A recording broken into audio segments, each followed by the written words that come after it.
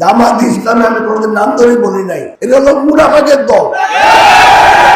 এই মুনাফেকদের কোনোদিন কোনো কালে বাংলাদেশে ক্ষমতা আসতে দেওয়া হবে না। অন্তত যতদিন আমি বাঁচিয়ে আছি এদেরকে ক্ষমতা আসতে দেওয়া হবে, কারণ এরা সবসময় মানুষের পিঠে কোথাকুচি করার জন্য ব্যস্ত।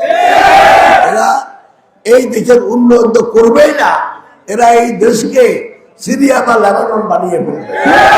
অতএব বাংলাদেশ এই ফেনী ৩ জনগণের প্রতি আমার আকুল আবেদন যে কোনোদিন কোনো কালে জামাত ইসলামী জন্য একটা মেম্বারও না হইতে পারে। আর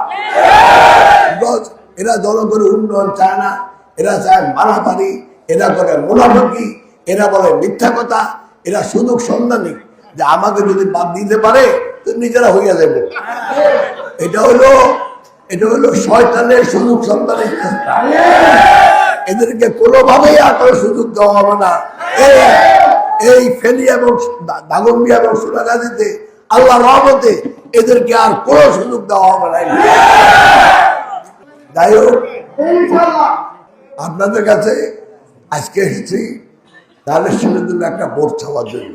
যদি আগেই বলছি, যদি দানের শেষে ভোট দিয়ে যদি আমরা বিএনপিকে রাষ্ট্র ক্ষমতায় আনতে পারি, আমাদের যোগ্য নেতা তারেক রহমান যদি সরকার প্রধান হয়, তাহলে আল্লাহর রহমতে বাংলাদেশ সামনের দিকে এগিয়ে যাবে।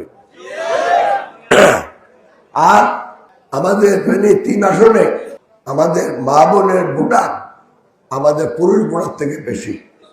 ওদের দয়া করে আপনারা বাড়িতে গিয়ে দয়া করে আমার মা বোনদের একটু বলবেন যেন 12 তারিখে গিয়ে দানের শেষে একটা ভোট দেয়, তাহলে আমি একটা সুযোগ পাবো।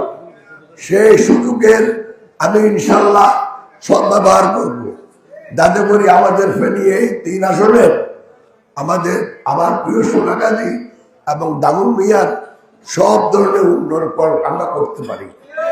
সেটা নদী ভাঙ্গন হোক, স্কুলের মান উন্নয়ন হোক, স্বাস্থ্যসেবার মান উন্নয়ন হোক, সব কাজে আপনাদের সাথে একত্রে মিলেমিশে এই 2টা থানার উন্নয়ন করবো ইনশাল্লাহ।